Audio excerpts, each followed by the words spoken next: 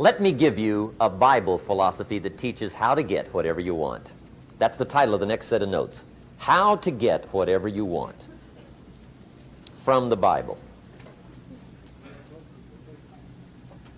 Now again, I'm an amateur when it comes to the Bible. I'm not a pro. But this I can quote, and I think that'll be sufficient. How to get whatever you want. Here's what it says if you're ready. It says, ask,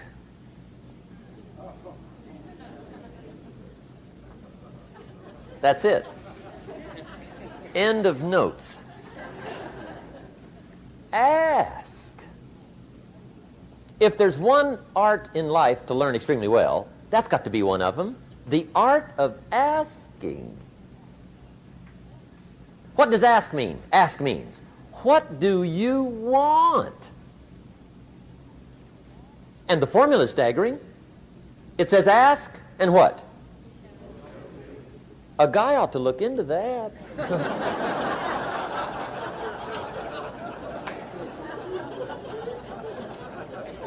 He says, yeah, but you work where I work, by the time you struggle home, it's late. You got to eat a bite of supper, watch a little TV, get to bed. You can't sit up half the night, ask, ask, ask. And the guys behind. See, you've got to be better than a good worker. You've got to be a good asker. Life will pay whatever price you ask of it. But you know what's interesting? You got to ask intelligently. In the Bible it says, ask and you shall what? Yeah, pretty good formula. You ought to look into it. But you know what? It says, ask and you shall receive, but I'm sure it meant ask intelligently. I'm sure that's what God meant. I'm sure he didn't mean bitch and you will receive. Whine and you will receive. I don't think that was the instruction. Now, if you were going to ask intelligently, there might be 5 elements of that. Number one, you'd have to ask specifically, wouldn't you? You wouldn't ask in a general way. People do it all the time. They go, I want more money. Fine, here's $1. Get out of here. Very often, you're getting what you're asking for. You're just not aware of how general you're asking. Clarity is power. The more clear you are about exactly what it is you want, the more your brain knows how to get there. Your brain is a servo mechanism. It's like a bomb. Those bombs, those missiles, they have a servo mechanism. So if the target moves, it knows what the target is. It follows it. Your brain, when you condition it, knows exactly what to go for and it'll find a way to get there. Did you ever buy a certain outfit or a certain car and suddenly see that car outfit everywhere? How many of you have had that experience? Say, aye. How come that car outfit's everywhere? It always was everywhere, but now you notice it.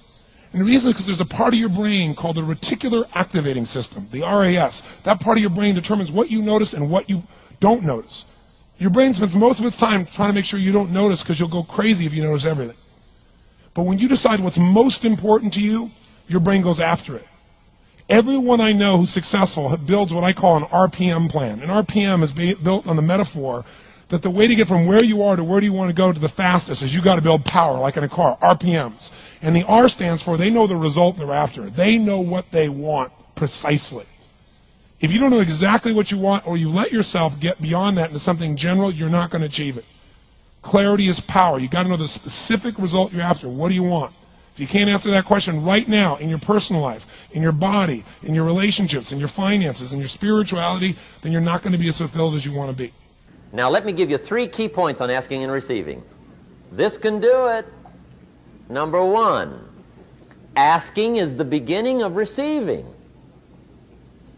Asking starts a unique process, mental and emotional. I don't even know how it works. All I know is it works. It's like pushing a button and all this machinery starts working. I don't know how. It just works. There's a lot of things you don't need to know how. Just work them. Some people are always studying the roots. Others are picking the fruit. I mean, it depends on what end of it you want in on.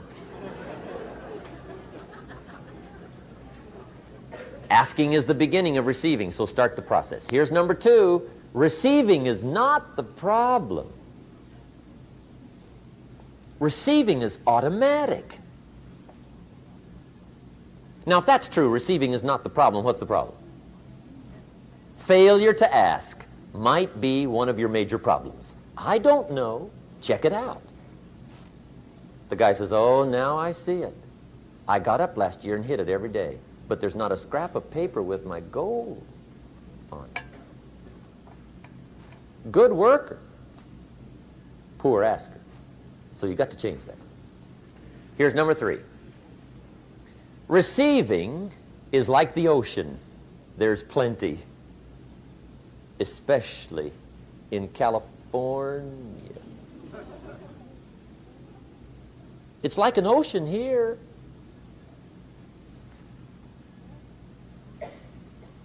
Success is not in short supply. It isn't rationed, and you stepped up to the window and it was all gone. No, no, no. It's like an ocean here. Now, if that's true, what's the problem? Well, some people go to the ocean with a teaspoon. Have you got the picture? See, what you want to do in view of the size of the ocean is trade your teaspoon for at least a bucket, and you'll look better down at the ocean. Kids won't make fun of you, right? The second part of it, you got to know, P, why you're doing it. Because you know what? You may get a big goal as soon as I want to make $1 billion. I want to bring peace to the earth. Why? Because as soon as you come up with a goal, all the obstacles show up. Unless you've got enough emotional drive to break through that, you're never going to discover what it really takes. So you got to get yourself past that. And the way to get past that is have enough reasons. Reasons come first, answers come second. This man did not know what he wanted. He did not have enough reasons. To ask intelligently, you got to ask specifically. To ask intelligently, you got to know why you want it, have enough drive to make it happen, enough juice to make it happen. If you don't have enough reasons, you will not make it happen. And the M is, what is your massive action plan? What is going to get you to actually follow through? Because the first plan's not going to work and the second plan's going to work, so you better have enough plans that if the first two don't work, you still got something else. Otherwise, you're going to be having excuses why it didn't work. So asking intelligently requires that. Now, there's 2 ways to ask, and we'll wrap up goal setting. 2 ways. Here's number 1. Ask with intelligence. It didn't say ask intelligently, but I'm sure it meant that. Don't mumble. You don't get anything by mumbling. Be clear. Be specific. Intelligent asking means how wide, how high, how soon, when, what size, what color, how much. Define what you want and describe what you want. That's powerful. In the weekend seminar we teach, goals become like a magnet. They pull you that direction. And the better you describe them, the more they pull. So ask intelligently. Here's number 2. Ask with faith. That's the childish part of the equation. Believe you can get what you want like a child. Not an adult. Adults are too skeptical. So the formula really reads, make plans like an adult and believe in them like a child. And the most incredible things will happen. Just try it for 90 days. Just try it. You can always go back to the old ways. Just try it, just 90 days, 90 days. Now here's the last qualifying phrase on goal setting, as we promised to qualify everything.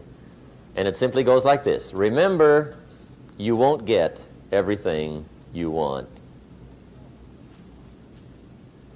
And we've already studied the reason for that. Simply, sometimes it hails on your crop and rains on your parade.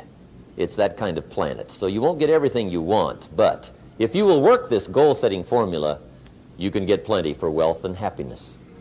There are 6 golden steps to receiving what we ask from the universe. Step 1 is to be specific when asking. One of the biggest pitfalls that people fall into when asking the universe for their desires is to not be sure of what they want and also not be sure of why they want what they want.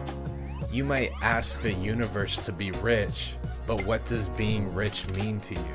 Being rich and wealthy means different things to different people. You have to ask yourself what being rich and wealthy truly means to you. Is it a certain amount in your bank account? Is it a certain salary? Is it being able to take X amount of holidays per year? Is it being able to support a family and live comfortably? It's crucial to identify what the outcome looks like to you. It's important when going through this process of identifying your desires and figuring out what you're going to ask the universe for, that you listen to your emotions. If you're not supercharged with momentum and motivation once you begin to think of these desires, then they might not be the right ones for you. Try to envision your desired future with all of the details that you can muster. This will allow you to be specific. This will allow you to understand what it will take to get there. Step 2 of the manifestation process is to ask and then let it go. Once you've asked the universe for something, it's time to let it go, relax, and go about your daily life. The response that we'll be looking for exists outside of our mind, so there's no use in dwelling upon it. Simply make your request to the universe and then go about your business. It's similar to writing a letter, sealing it, and sending it off. Step 3 of the manifestation process is to be patient. Change rarely occurs in an instant. It takes time for the universe to respond and create the ideal environment for you. It's a gradual process, and it takes trusting in this process to truly push out to the other side. Being impatient with the universe will only impede this process. It will also interfere with the process of gratitude, which is the process in which supercharges manifestation. Step number 4 of the manifestation process is to watch for the signs. The universe's response will not always be obvious. We'll have to keep our eyes open for opportunities and situations that we can leverage to take us further down our path to success. For instance, if our request is for a new job is rarely going to pop up out of the blue.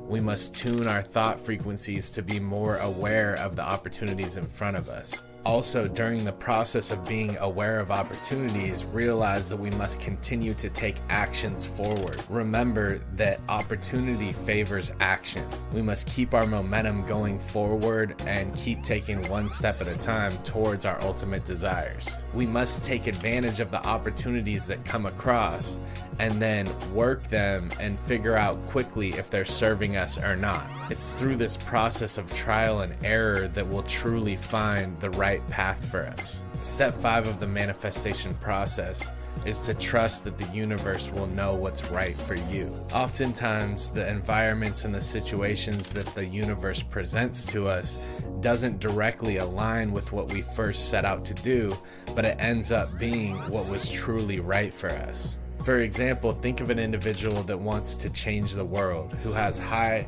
ambitions to have a huge impact on the world around them. They reach a certain level of success and they become complacent, and they stay stagnant in this level of success because it's comfortable to them.